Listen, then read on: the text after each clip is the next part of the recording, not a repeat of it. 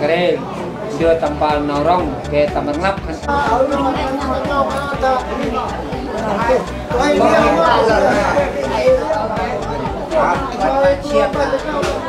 là cái tao học là đủ ta sau kia ta thôi đặt ăn không kiềm cả không rơi con nó buồn vô hẹn vô mà ai mà xanh nó đun gõ ta còn còn là kiếm gõ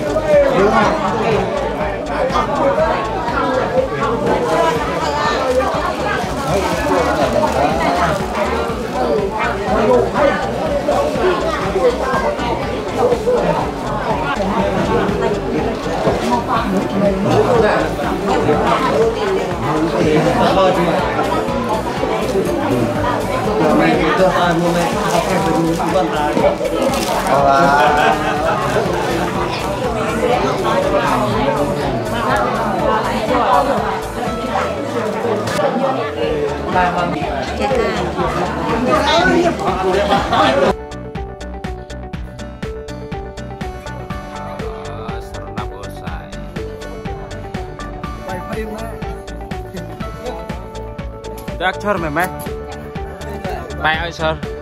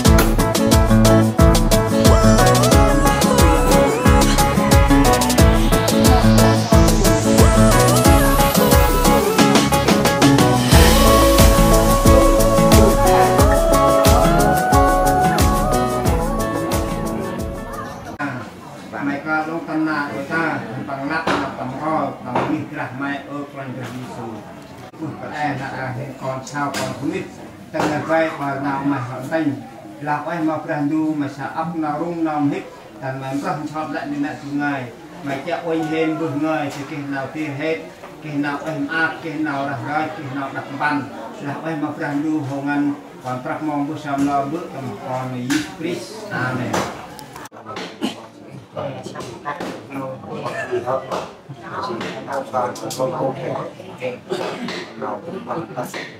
phần ra chính là chạm công đây là chỉ một phần xa chậm mà hè xa ăn xa là bông nó chặt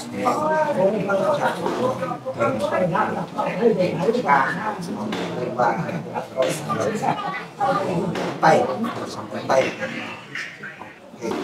còn là tôi của ông giao thì đầu thì sâu đó đặt một mốc sâu bước chẳng ấy mà thì một mốc thì tao sẽ được bà nền bàn của mốc được quá trình là hào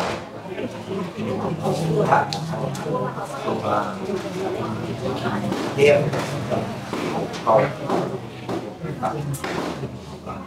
thì ra đó cái và lại học và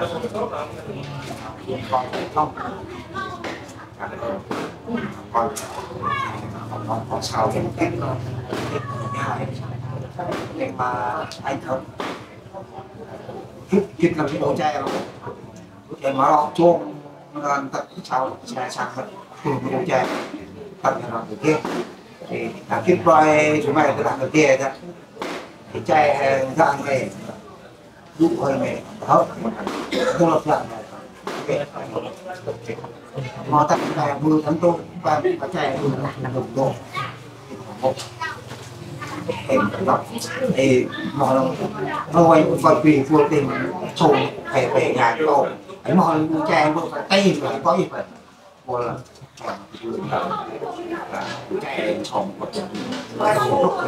còn có lâu các chúng ta mà đầu nào là tình bừng lên bực bực quá đi Vậy thì có thể còn nhét được cả làm thế nào nó cả sắp sẽ chạy nó xuống cái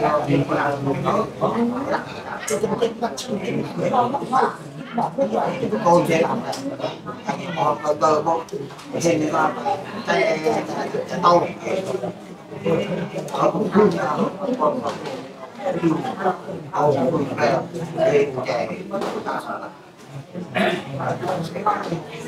bài mà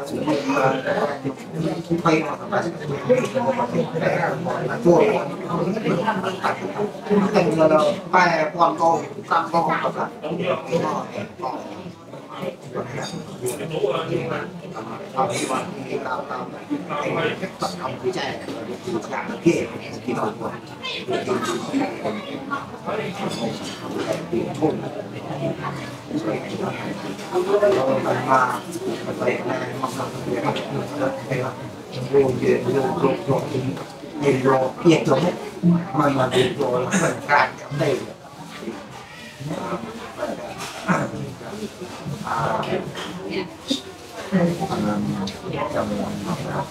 bóng tàu làm còn pin cái việc chống mục là giờ lại giờ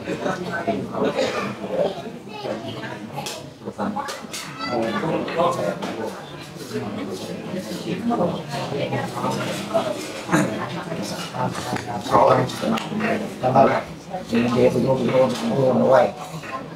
nó quay ok là nó quay thì nào khác ôi là bị nhẹ to thì nó làm lại chỉ đồ mà ăn được không có hiện của mình ăn không nhớ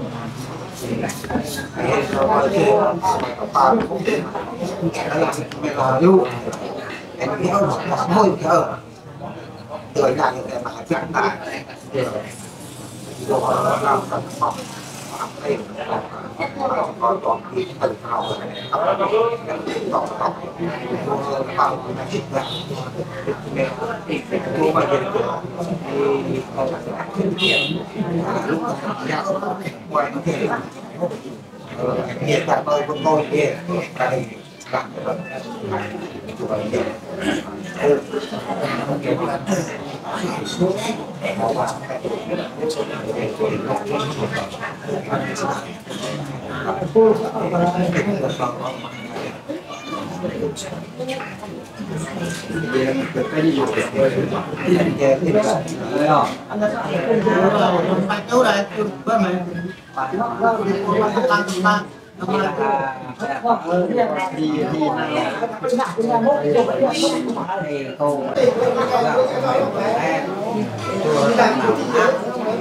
mà chỉ là hai cái và nào số lượng ta là rất số và mày bữa nay chỉ là em có ở chỉ là số lượng của mày quang hơn một số lượng của mày phải bữa nay ta số lượng của mày ta nạp của ta chỉ là số mày nạp mới số là không cầu mày mới số sản hiệp người ta mới nhưng mày cái ăn đấy hả anh vừa gứt mà cầu anh đấy đấy nhà cái gì số bà nhà cái mà nào số mày anh báo là anh là nào cho mày ấy làm như anh đây là cái mày là con hôn nhưng mà hết rồi cho mày anh hay nhưng mà nào hay chùa không hay múc bơ là hay kia giờ tầm tây là chùa là mình làm một phim cũng tây và là lo gì nào làm là nặng mát chỉ là tao và hết ngoài ra ăn còn là bài còn là hay gì à còn khu cái tôi bây giờ đi là nhà là hay mà cứ con câu thì tôi có ông là tập ra là tiền thì nào chịu nào mặt bề nó ăn ốc của mặt hay vừa ăn ốc đông nhưng mà hay là quay hơi chỉ là nó cũng xài ta nhưng mà ông con là mút ở mũi gì nào hay hay gì còn hơn hay ta cái mà muốn học lại họ ba tại mày ta họ nằm tâm mà mày ôm ta từng đường đâu ta đảo chứ tôi có mà hãy đây thôi con hay chào hay cùng lại luôn nhà với cô ấy múc lưỡi bài ta là buôn xuất ấy về là làm về hết là ba cái lại câu lại nè là nuôi con gái để làm hơn ta tăng là quay ta thì nó quay ba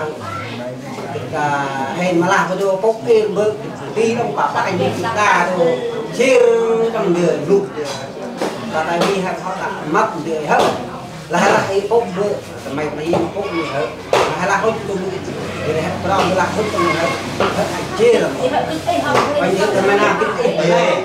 không nhanh lụt thì ra lại lụt bớt lại mất mày tự hiểu ấy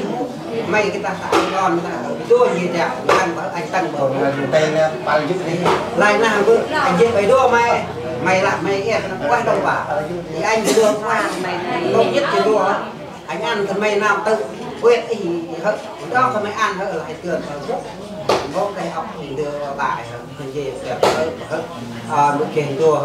đua về nấu anh đua trải nghiệm làm chủ phương anh là một ui ta là cứ chúng có mệt bò là đèo đi bò mà nó kia nó ăn luôn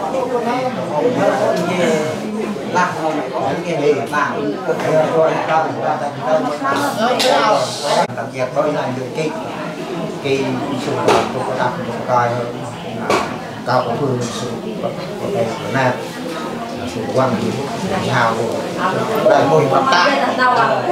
tạo thì bữa đó là chưa nó đâu là tạo tiền cũng làm lao cái tự hiểu ấy qua là vô bên này ta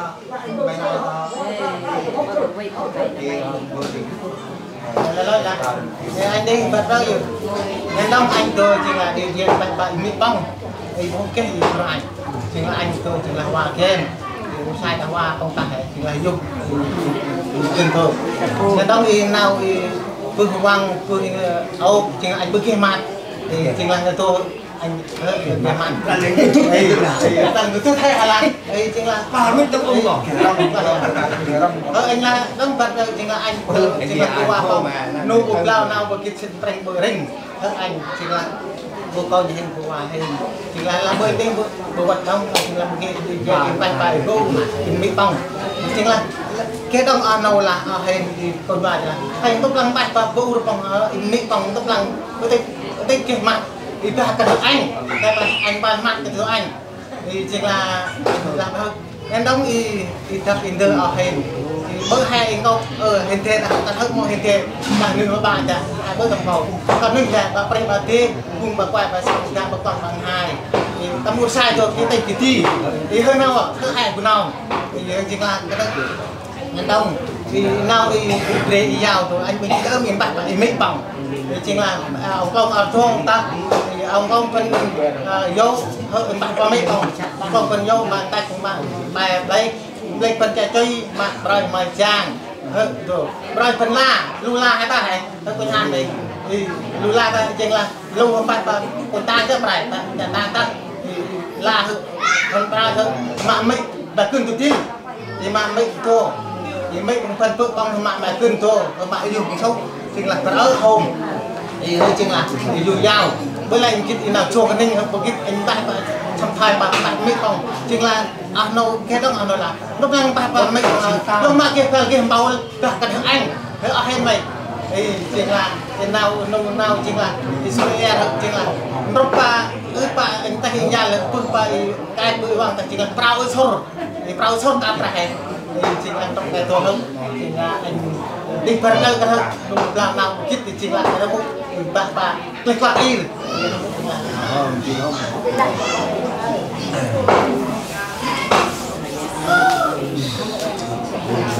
Nó còn rồi.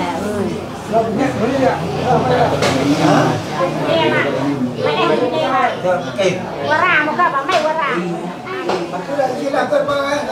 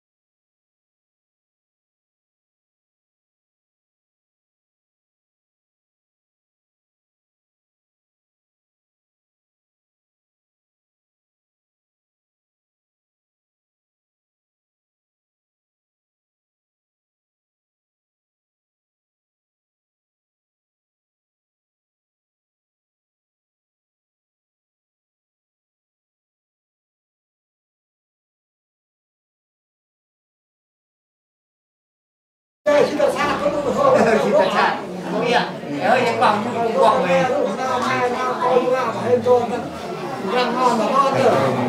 cho ông bạn cứ cho còn tao đó anh cái còn tao đó nó đâu phải hết rồi đâu còn nó làm gì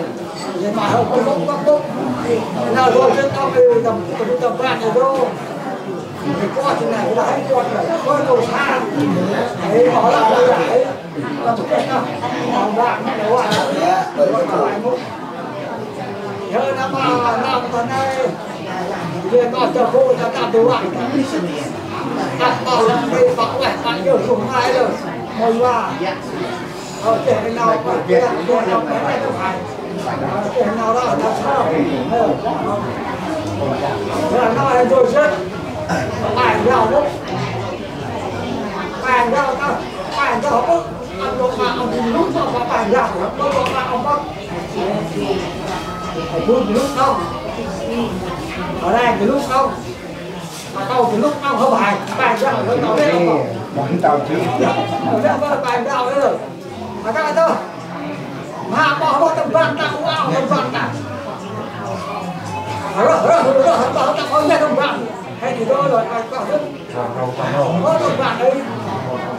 con ở vui đi con ra đây cái con chắc rồi chắc có cái u dài cái u cả cái cái tao cũng thấy cái tầm vạn bỏ được tao cái tầm vạn mình đây đó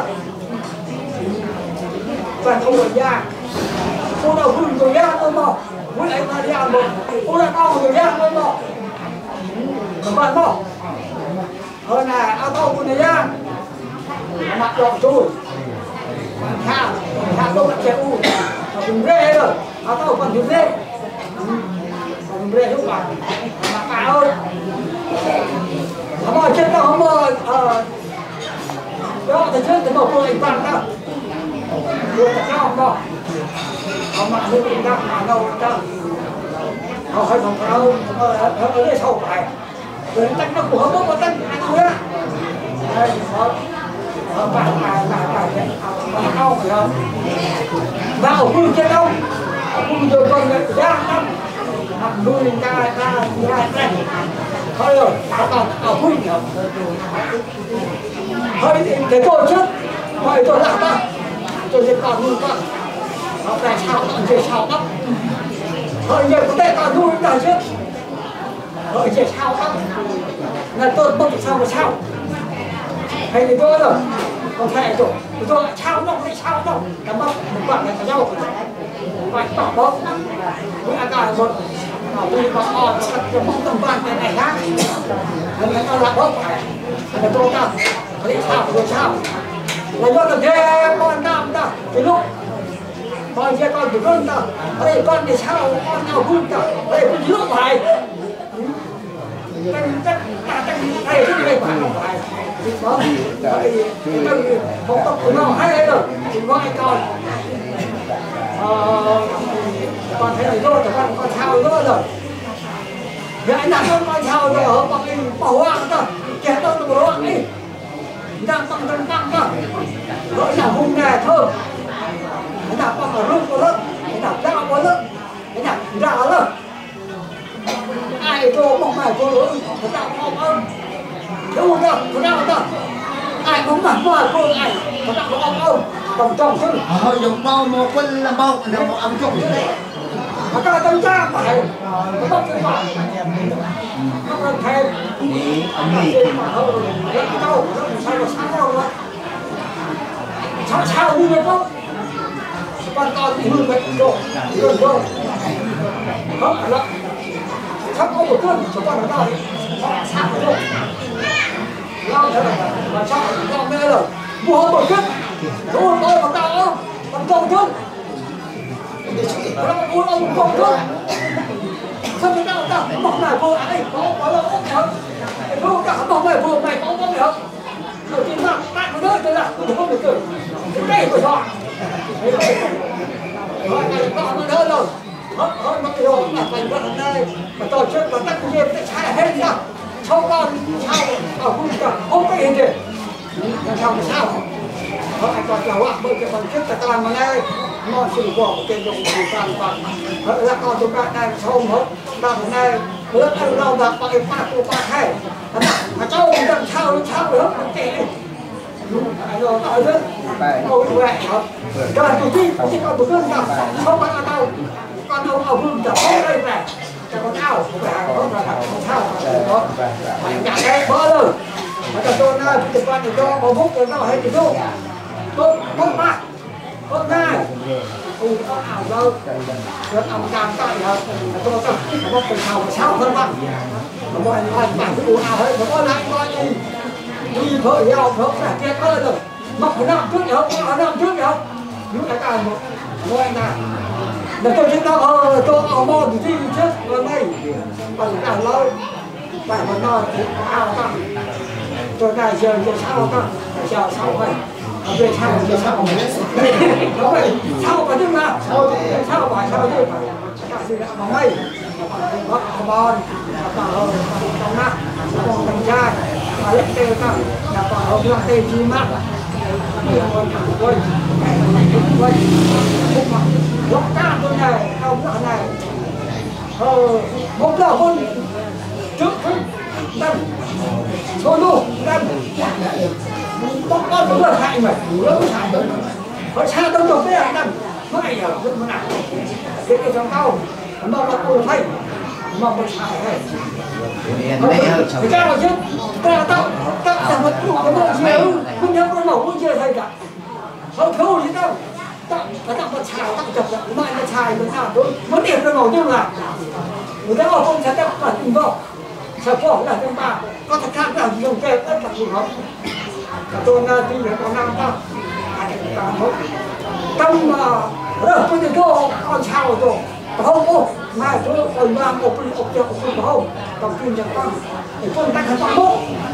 là trong chân lại là con làm bố không chỉ tôi thôi mẹ tôi là xong rồi tôi ấy cái nào mọi gì con một cơn này đến là sao đi rồi bố cái này trong tao bố này ấy phải ra tới đó rồi đi mất ấy đi mất đi mất con tay một cái một kia là cái mẹ tôi một chưa cho các bố mang ra để tôi cũng là tôi để tìm xong cũng mẹ cũng còn có là trên mẹ không có gì lại tạo năm chiếc cặp ôi năm chiếc sẽ tạo hết đi chỗ không tắt chào cũng ảo ta một cái năm rồi là xong rồi một cái chậu rồi không tắt không kịp chậu mà nó heo không kịp hay rồi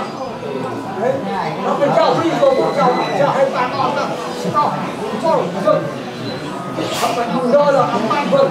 là bằng cái vườn đạn là một học đạn nào nó đạn không đâu đấy là không này tôi muốn âm tôi có con đồ cổ tiết đồ không mang đồ con cung đồ còn hai đồ sau cung đồ sau hai đồ vậy đạn ở đây không ông làm mang vườn tôi đáp một tấm lạc một tấm gian không phải không đâu đâu phải là chuyện nhé ông cứ cậy ông thì ông tạo cái chuyện bạn có đâu thì ông chợ đi có đâu phải nhả nhát nhớ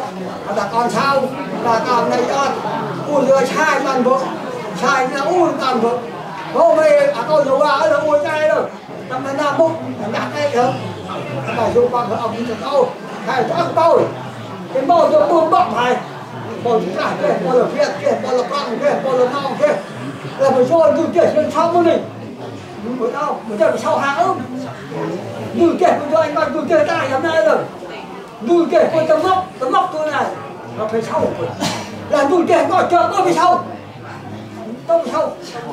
cái tôi thì có thể cùng đâu có một dạng của tôi mới lại hơn như kia có cân luôn rồi không cũng bóc ăn phải đặt đây cũng hay và thằng nào tôi ra cho chưa cả hao ông còn sao tôi tạm bớt rồi là cái con hơn chưa cái sao đó hơn tôi sao cái nào đó có đó thì nhiệt hào thế không phải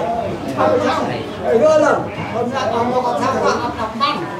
thì là sao ông còn được văn ta còn có cái tôi cả hào rồi là lớp cơ bản các bạn là không đó hôm nay tao thì học đây là học thì cái tôi chẳng cùng chủ cùng cảm này học nó tùng 12 bắt lộn bắt ra học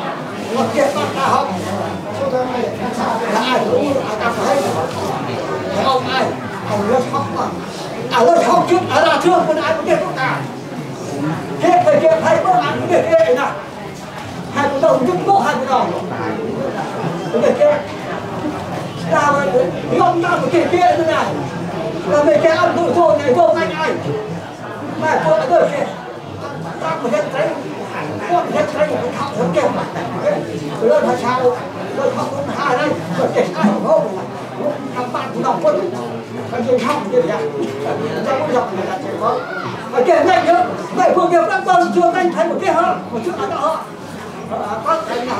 có cái gì con không bảo bây giờ ông mà còn sao ngày hôm nay ông sao thì ăn còn cũng đọc quân ở cái bộ quân đọc quân sao rồi muốn ăn thế này nào rồi đâu ăn rồi học đây nào lỡ chơi ông sao rồi nào không non rồi ông sao nào đây bây giờ tên kia tên cho rồi đó là cái tôi em tôi treo nè nó không được không ai của riêng tôi treo thôi gì kể ba treo thôi nó đâu nhá đâu nó lại thôi cái tôi họ còn sao rồi còn nó tập treo thôi lẽ thì là con coi những chân vả mày tập cái nút vả con phèn và thịt kho vả thịt mạ và thịt nấu quen và nấu cái đèn ngô nó còn xào mày nhầm của ta nó mày thì là con nấu anh em biết là con anh và con mẹ và con đây mạ của em của ta rồi con phèn là mà thì mạ áo cho cho mà cũng ra đấy mẹ cái nhiệt thay đấy ra ta qua ta làm cái là cái gì cái vô cả một cái đâu cái bài mẹ tự mình mẹ em nó bảo không thể làm cái con tham cái đâm cả và hư là mình hệ tâm dùng làm được lại đó rồi nào cái này rồi mình làm ra mà làm cái này trồng sữa và cái định to rồi trong mẹ làm cái chiến lược thế này trồng lạc ở hệ lên cái này họ nhiều nhiều thì là cái rau rau này rau rồi là cái chuyện dao không dao làm con kia ra là cái chuyện này dao nó đâu có cách này lúc đang đâu dao họ là em làm chơi nào nó đến đấy rồi nó anh có trong cái cái bông dao của nó đang dao mày rồi đây rồi lên kia vừa hệ nó đang này mở để làm cho bé bên mà sân rồi cho nên tôi giàu mà đấy ở đây này nó là nó được sao cả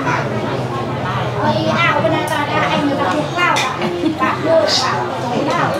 nhưng mà sao cho mình là sao nó chính sao rồi là trong là toàn sao thế bạn nhỉ còn nghe này và này anh rồi là sao thế mồi cái bảo là em tao mày sao mày giờ là trẻ với tao thì chê sao tao ấy tao chê em tao cái tao mày bắt đầu ra hết lòng làm ơn mày cho tao nào có gần làm cả thì ăn tao phần gì làm cho cả mà rồi ăn thì mình là lựa cả cái nấu em về ấy tao có nấu ra thì ra cũng học lại ở đây đi tao đây ấy ra tao hệ chào nhà tao chào tao có mỏ cho bạn nhặt học bài số tiền gặp thầy là con là đây cứ đang làm rồi là ăn học mà rồi đó ăn để hẹn thu ao mốt thôi nhưng mà mình là nhưng mà con của em là ăn còn hành mà chặt cái hành mà chuyên nạn nó đang chưa ô là ô ếch đã rồi theo ô ếch như này nó chặn được rồi theo cái đó nhưng mà làm được rồi mẹ cái ô mà chuyên mẹ nó canh hết rồi xin em cũng lâu em cần hay là em canh ô cho mẹ rồi có lời hay là coi được cả em nhà cả nó cũng đang có lẩu ao những người mà là sáng nào ấy nhưng mà mình hay nó thành những trẻ các con sắt thôi họ đây tại hiện người là ô ao những người vậy thì coi là đặt rồi là ổ hạ tại mẹ trường nó đẹp đây ấy xin mai thì mà còn có đâu có ổn định mình hay là vậy cái này đẹp nào hay đâu thì nó cảnh là trường nó cảnh rồi hơi nào ấy cảnh rồi vậy cho nên vậy ta ồ thì làm nó đặt này là đặt cái đó nó nào học này này là chơi là ồn này học còn nó một dạng anh học đây nó cũng không ai ăn hay là kiểu vậy rồi thì là con em mà em mà là ăn mình hay là cảnh rồi Năm nay chuồn năm mặt bên này này, xong rồi cầm việc ông mà vừa làm được ra vào mặt nhẹ là vào là cái này đấy, vào chỉ là cái đó là lò này là nấu với em này là chả trôi em cái thằng mình là cầm anh rồi cầm cái này cầm cái là thì nó xài lại đây áp nó sắp nhầm là rồi là sụp quăng nào thua vào đó là chặt đèn và nó ba giờ mày chặt đèn còn qua lưng ra cho nó qua chặt đèn thôi bây giờ hơi nhiều em là ai đang học vậy bây giờ phải chặt đèn rồi nhỏ một kia phải chặt đèn tay bị thiệt đấy cầu những cái nhỏ đèn mà nó đâu chặt đèn của em nó sốc lâu rồi tập nó ai là bảo sầu họ nặng chính là con sào nó con sào để chặt đèn lại đâu đặt cái này nó có tay để ra là nó không rau về sao ăn một cái nào một cái không đẹp không chọc không mày sao mày làm mày làm thì mày rồi mày làm mày không chạy không mày làm ba thành nó tắt ra sao chỉ là mày hiện nay mày đầu việc đầu sống quen cả mày sống rồi mày chỉ chạy ăn vừa ai không phải chạm không phải ba không mà sao thì bé sao mà ngắt cái là sao mày chạm rồi ngắt còn sao làm được mình mà nguy thì con ngồi cái bữa đầu còn nó hay có đắp nó cùng bạc bữa còn cái mà sẵn mà còn cái sao nó phải chân đùa thì chỗ hay được cả giàu hay ăn thì hay cụ trẻ còn hay mà xăm hay các bạn hay cụ trẻ thì nó lại ảo các bạn xem mà phải từ mốc chỉ là mình từ mốc cả mình từ mặt một tay nó cái nào của bạn cho nó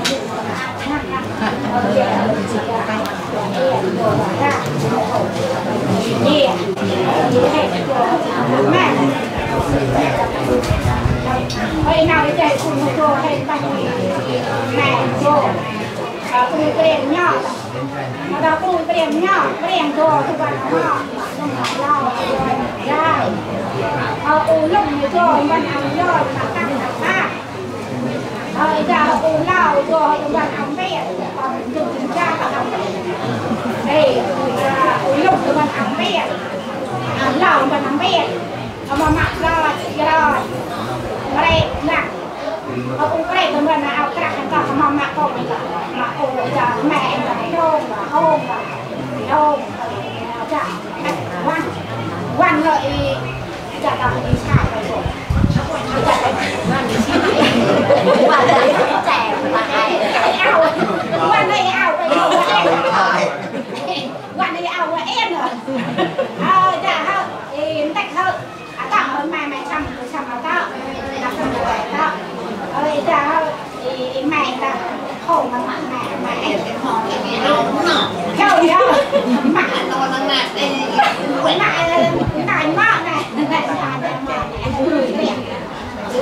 cái chuyện làm bạn con này cần đứa nào như mày ta còn qua nào mà còn thứ đẹp như mày chào nó ngại đâu mày làm sự trẻ cảnh nào đâu mày đây là một phần nào là một phần kia lại giàu bạn ạ đó phải chú chào một phần con nào mà gì con thân nào một bạn chỉ làm mà nào cả được cái tiền tự quân bay trong vợ này không ăn làm giàu mình dành hỏi tự tặng vào cùng chính là cái quân đèn nào chính là cái hay được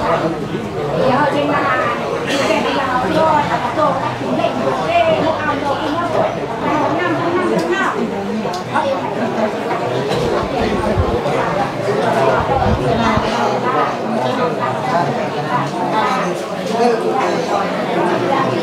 trên là họ mọi người sắp năm đeo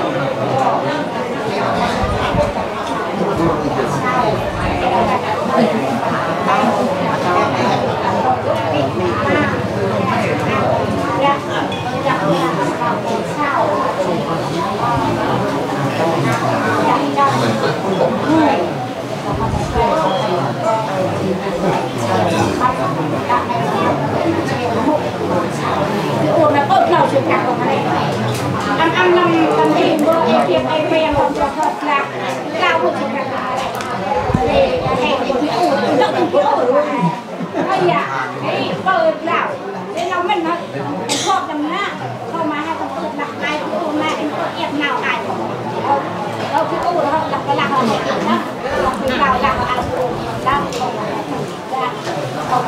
em tổng nuôi em nào hả ôi mà sang này một mặt nào càng và thêm sang mà làm gì lại càng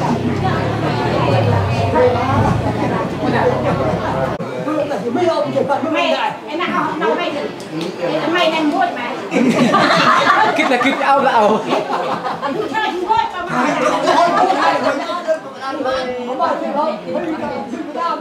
phần mặt nam ta ấy mặt nam ấy mặt lao vui mà ấy là gì mà vui mà nghe mà mày tôi mày lao ra phải đưa vào trả con của tôi chứ con ta là chứ sao của tôi chứ con sao vậy tôi cảm ơn chị rồi hả không phải à Ô cái chị trưởng thì là hơi múc vào. có đây mà ấy con làm ra thì tôi có thể mà có điểm bôi phải không ạ con lắp vào đi vào một vài kiếp một sau kiếp một nghìn nó có hạn xin là đa lúc và tầng buồn anh ông han còn ảo thu ảnh chú tập bản mạng tập rồi thôi con ảo thu thô mạng tập ảnh có cái gì hết có đấy là này có tại nhà mong ăn một đồ không là cái đồ cái ôi chú cha anh hơn là này nó cơ sâu ấy đặt là cái gì chưa đặt bay là ôi đây nào tiền thôi là có 200 này quan dồn anh ta chán lại mà mình mà gần xài bằng ai mẹ mình mà gần tử ai vợ mình mà gần nữa ở đi mà bờ gần tử ai mẹ bờ gần ai vợ bờ gần thôi phải là quan dồn gần tôi chịu làm ơi là con gái con ta trai san là các bạn đã kia mẹ kia vợ kia râm bon trong kia mà mặc đồ sao còn tu ơi nào tôi ơi là hãy quên ngay thôi ơi tại cái chân nó mòn cái chân này ơi tôi chỉ lúc anh là lòng tôi tao hết chỉ ý nào tôi tắm mập còn chỉ lúc đặt cái chân tắm mập con cái chân là chỉ lúc tắm bọt lại mà chạy ngay họ ý tôi thiên cái này không và nấu có cây và mòn cái tết còn này mà giờ thì ta chính là bằng người Hàn này chỉ độ ta chú một con anh chào anh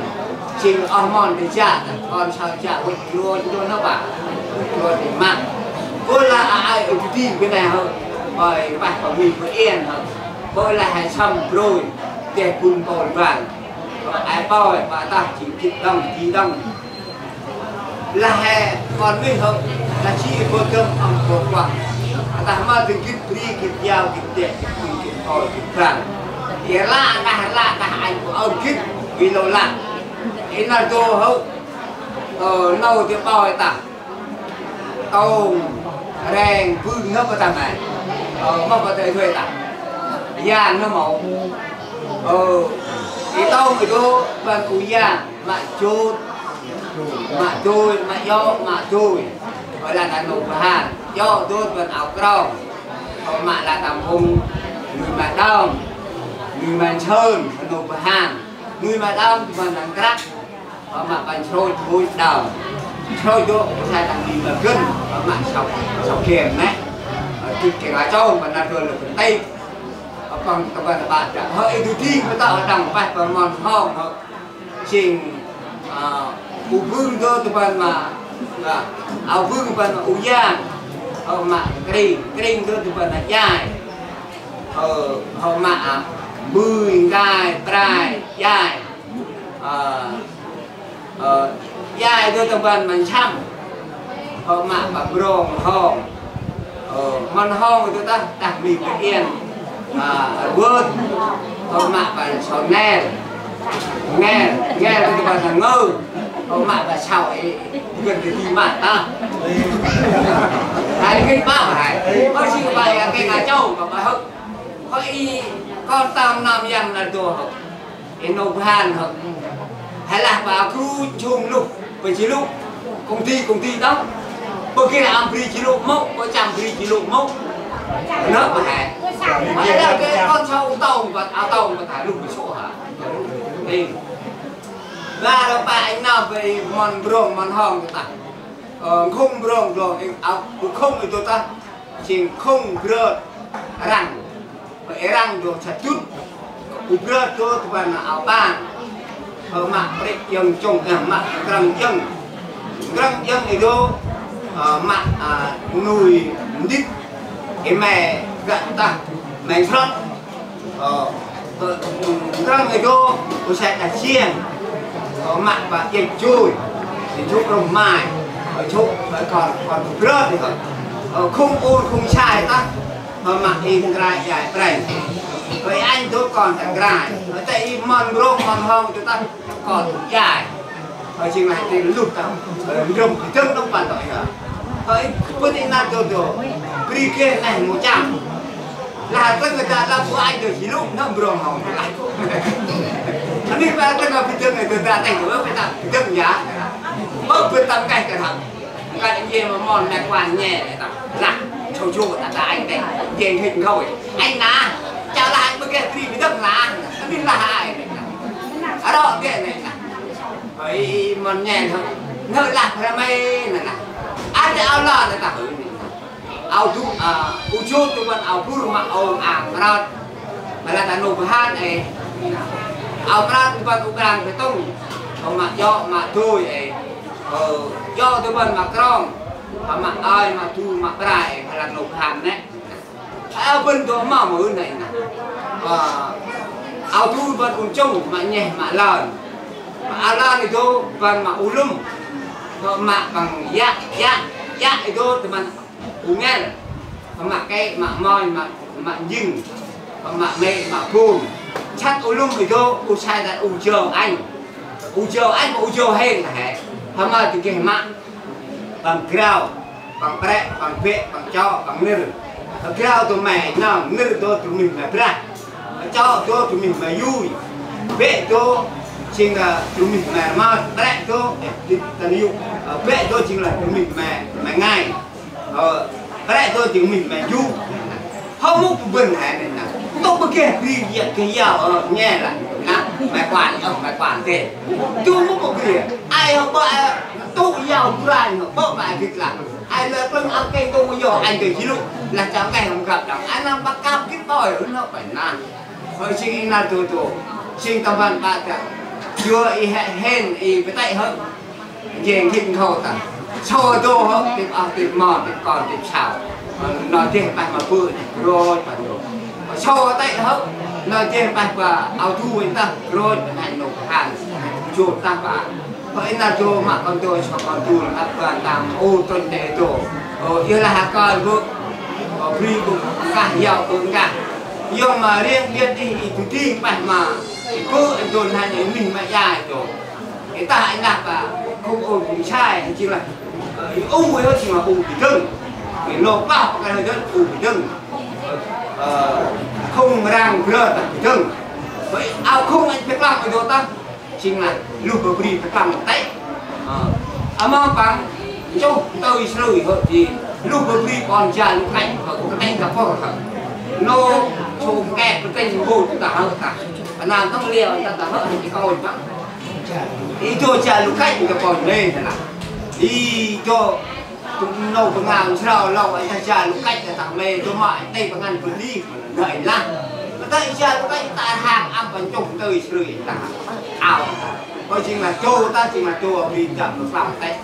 chừng phần kẹt có mà bơ không răng không lao với tay ta phần không thì thường người ta tắm tay phải đợi mạng phải cái ta amat nàn là thu quả nằm ở tên ở quả đàn gà tình đàn quả nó các chỗ bự cho luôn cả mua nhở ao này thôi chỉ là trồng cái gì chợ cái gì vẫn có gì kiểu ra cao thứ thốn cả mọi là ra cao thứ ba luôn từ mẹ đó từng kia thành công là cái họ hai nó mang mà kia cho xem ông kia xem con kia còn này thế nên sẽ mua một bộ ra là cũng ngon là con đây là con ao khăn mà đưa là cách nắp cách coi rồi chiều ta ông được bảo hấp mà chồng còn mẹ hấp còn sao thì vừa này tóc đạp một cái nó để quảng ngăn nó lại vừa vào cái đạp không có thể hiếp nó có một bữa anh được cả hơi là anh chi một bữa nay xem bằng tiền cái thùng gì nó tốc của thùng lơ với thùng ăn đi tông có vàng cái đường đầu trên này ba lần cũng cái là thằng còn chặt bà nó chặt rồi khi đến đâu ai cũng đâu cho là lạc của chị đâu không nói cho rồi chị đâu nhưng bên đâu ai cũng ông đặt là mạng con cụ được sáng tạo mạng con cloud được sáng em mạng con chết nghiệp cũng vậy trường anh có gì đó nhưng mà anh chưa hơi chỉ là ở này là được đoàn cái gì cái là hay là cái tin tôi là chúng u ao mới hiện được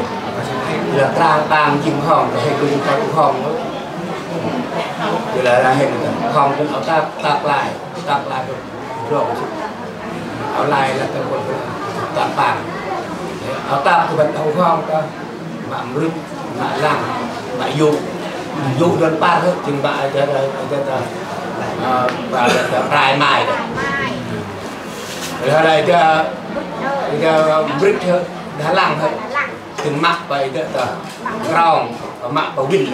win theo quan hay từng mặt có cơ tự mua tập bộ phụ kiện anh đủ hòm cho là con cho là giang đã chưa bắt rồi cho là thế là đặt xiềng thì mà mẹ thằng lâu của bạn này ở từ mình hay được ung và hong bữa ngày thì em ra luôn nó cho ăn thì đi vào cả rồi thì hôm trong cái làm bạn cũng có nó cái nó lâu rồi dần lâu tháng là cái tôi nhìn vượt hôm đó đây thì tôi nhìn đâu cái đây nào qua trong cái toàn tôi là hơn này hai tên nó cho cái nào cũng nào nhá đây Datang na bina mo ke hay ko tang tra beri dam. Datang na bina tra tang na bina lam ke dam muan beri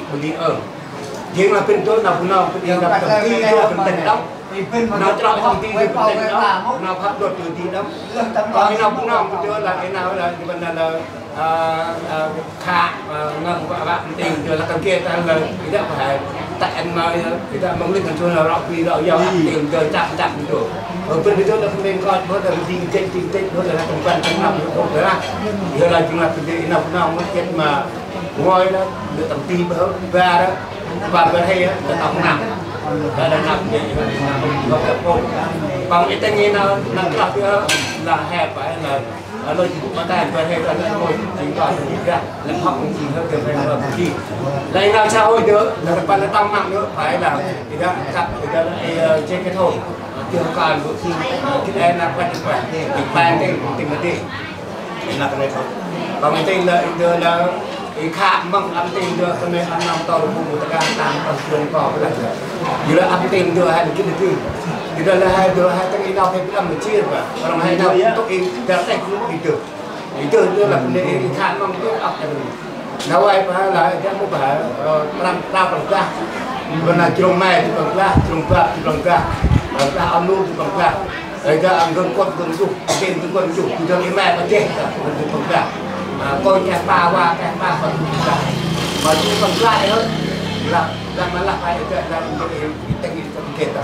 là ta tại chạy hồi là cái bằng ra là 300 còn mình đưa là cái bằng ra đưa là 500 thì mình thành là không còn cái ốc kia là cái phố là không việc mà nó quên về nó tàn ra coi chuyện ra là rồi lại cái lúc này tôi là cái bên lại tôi cái vang cái tôi là mà sạc quần cái là chào quý là sạc quần là một cái câu đó người tiếng lại sao quên làm được thì đi tới bia bây mà người ta mà mẹ bia con người chú mà quang mình ăn thì hơn là lầu cao cái đó là nó bị sao quên gì hơn nữa tôi yên hơn ăn thì như là ở đó thì làm sao quên làm được cơm tôi sắp quên làm được cơm ở lầu đó nữa rồi cả việc còn cái nào ăn tiếng bạn nó trồng còn tôi lại riêng còn cái này anh muốn mua anh thì tôi lúc bảo chuyện nào tôi chỉ biết 70 vụ thì cứu mà là mẹ và ở trong ông cầu là rằng nó ăn tiền rồi tôi chạy cái thôi kia ăn tiền cái ui cái sai cái con rồi chúng mai tài còn cái này là nguy hiểm nhất mà vụ nào cũng mình chỉ là phương tầm cái điện thoại rồi hay mà cho em không tiền là chúng ta sai nhiều nhất cái điện thoại thôi là bắt đầu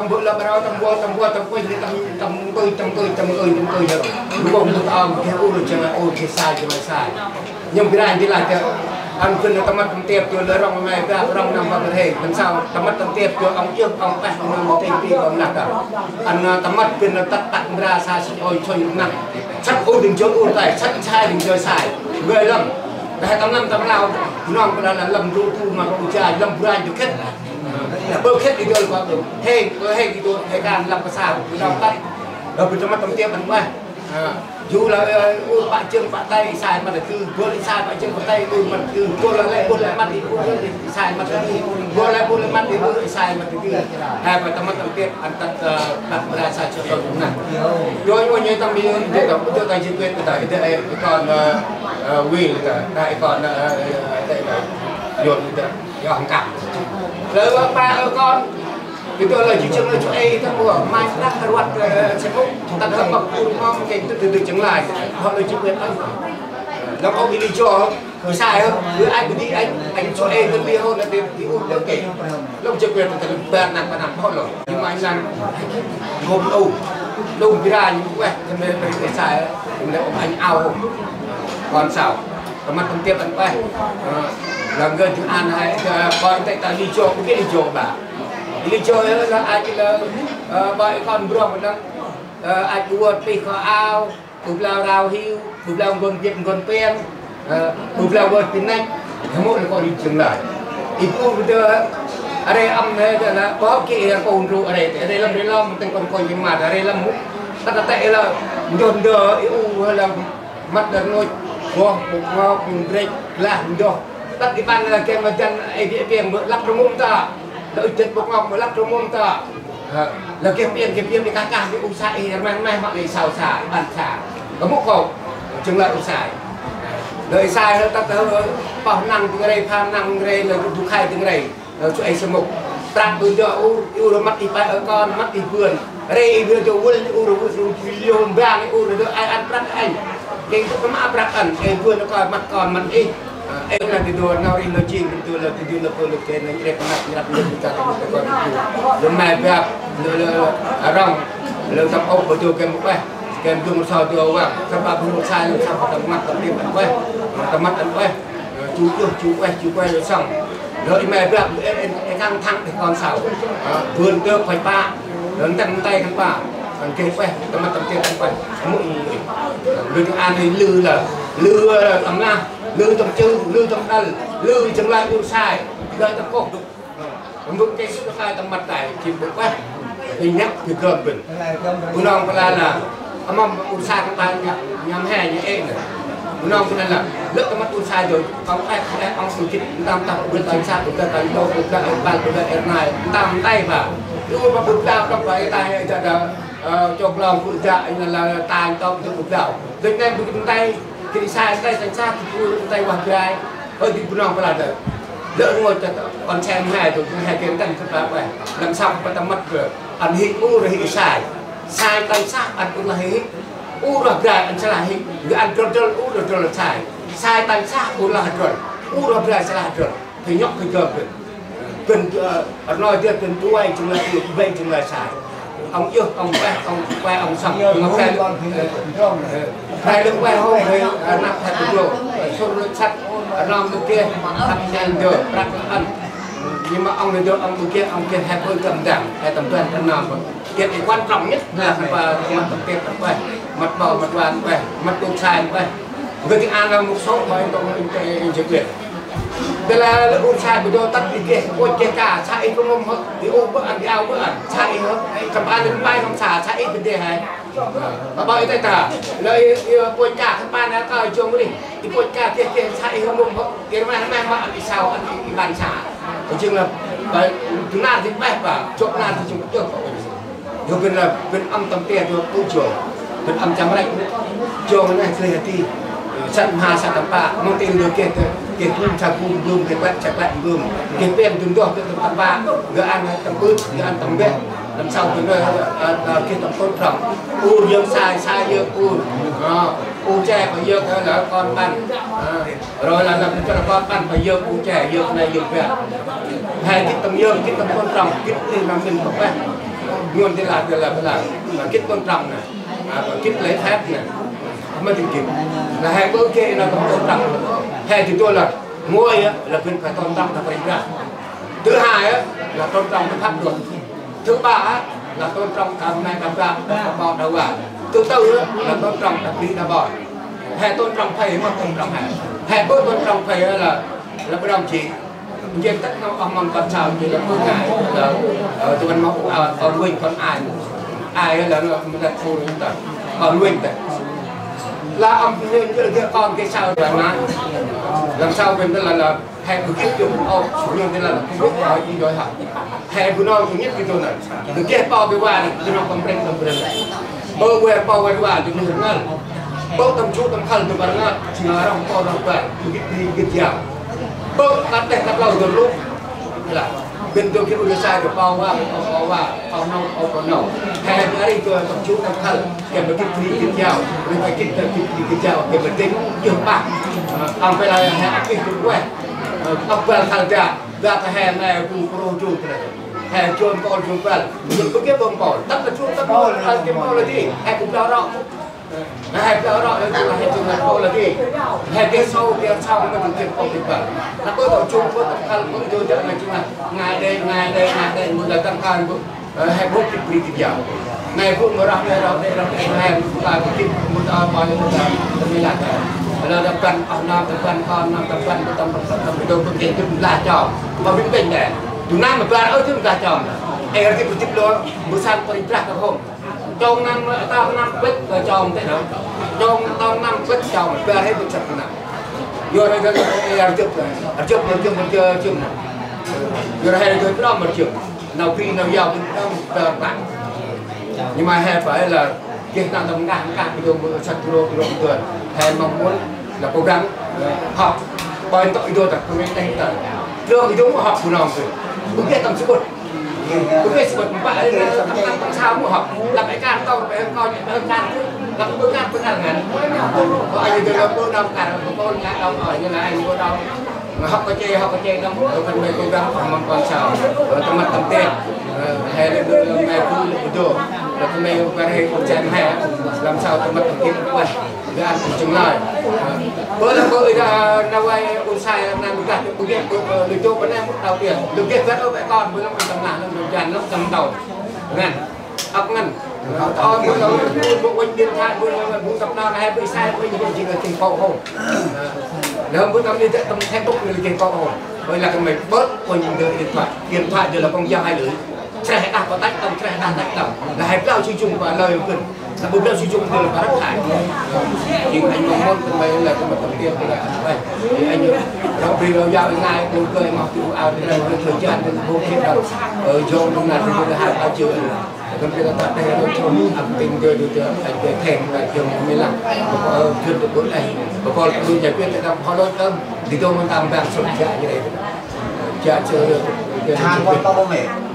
tại vì là than con to mẹ đấy ở đây tôi anh đã cho một giờ cho nên làm mong tới sau với ông này tôi mong sau tiên mà để cho học bài này là về lâu dài bất đạo một cái trường là ông muốn ngồi trường học thì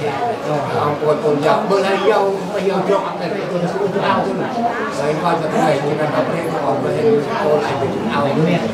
ở thì tôi đồng loạt còn sau hơn chưa có tiền ăn quên quên bài nào đi đây không thể mà mặt bao vào phải mà mặt bao vào mà mặt con phải mà mặt con hay mà nào đi phải hãy quên được học quen mình học được hãy học phải tự mình bản thân mình tự mình học quên những ăn tiếng gì hay anh mong muốn là hôm nay là một cái tiếng tất cả là sáng sớm ăn trường này từ khi con kêu mà phải nhóc phải gương được anh đến đảng được tổng trọng có được tổng vào chỗ của chúng ta làm cái ca thì chú cha học đạo chú cha này là cái chú cha sẽ là cái bắt đầu là đi điểm đó để không đâu nó không ta trong chú cha tiếp thì học chung là sáng tiếp hơn mong tiếng đàn là sáng tiếp hết người ta bỏ câu là thằng kia câu rồi hiện tự nhiên mình quên cũng phải là sạch biết cũng phải rồi to này sao cái về cuộc câu cái về cái nhà cha cái sẽ tôi hay chẳng buồn nó để nó quay lại xong rồi tôi sạch biết nó là được có thể cái rồi là để tôi hay ra đó cái này cái đó nó tầm lương tôi là một chỗ nào ấy nhưng rồi không cái nào con hơn thì nó coi cái em mới chấp được em này tôi chẳng đâu ấy thì là để bóng sang nó trên tôi cho nên là xin nó bắt là cái trong cái trên tôi này đây nó cũng chặt tôi ra trong thành là mình em này bạn không tiếp tục hiểu là cái đó là chúng tôi câu đó còn cái của là hôm nay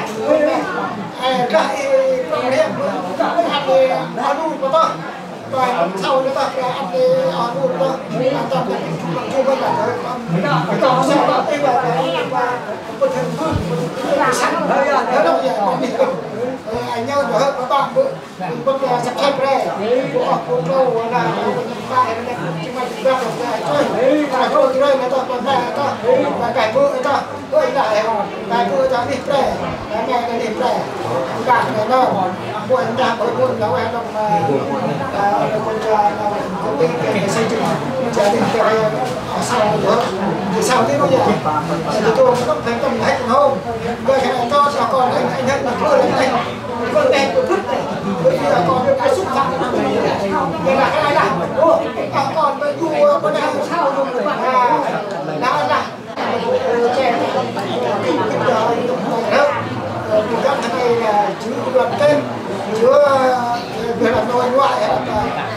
bạn ai cái rồi bạn thì bóng đây là anh cái trai to và áo và ngoài này có mình áo và đi đâu mình cũng đẹp năm người này một chồng một lâu cái đó chính cái việc ơi thì kia ra hay nào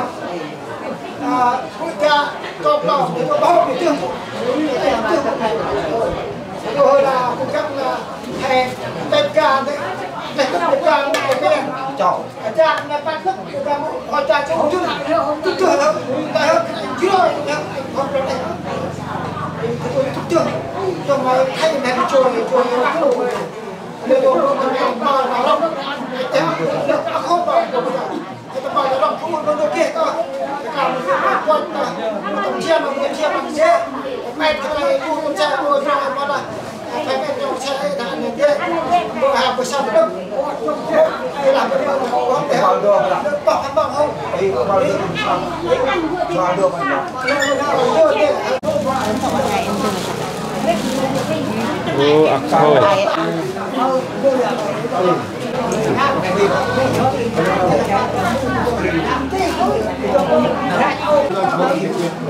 nào một lầu cái nào một phần này ông con qua trong tay đó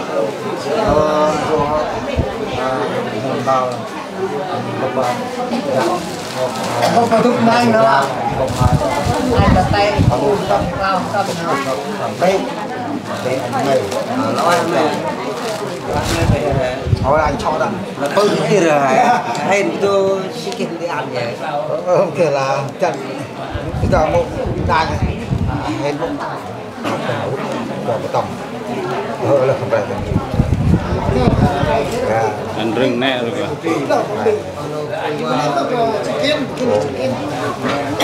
làm này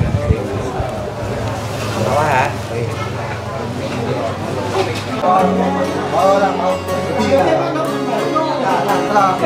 cha hè cha ăn bao rồi cha còn không may ra đưa bước anh ra gì con đi nào chặt đi cái lo mà game con gần đi amen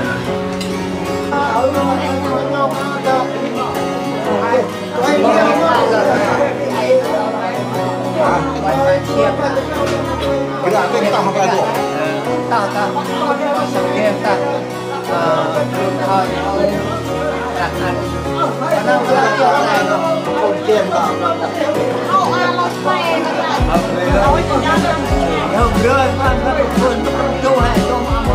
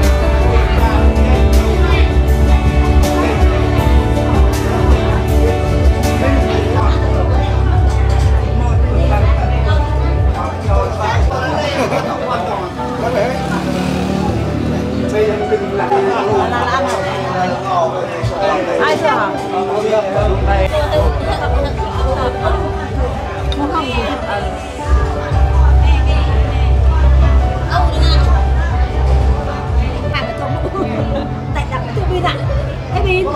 thì mà tịnh đập có mày có bắt qua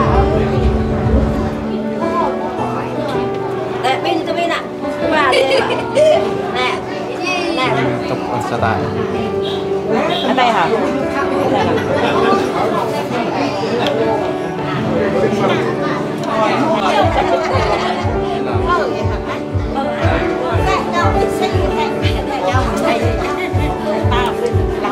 Rồi sao các bạn cho anh vô riêng vô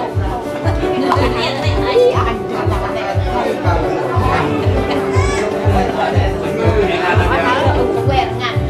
mấy anh cha đấy cho quen ngặt nhiều hơn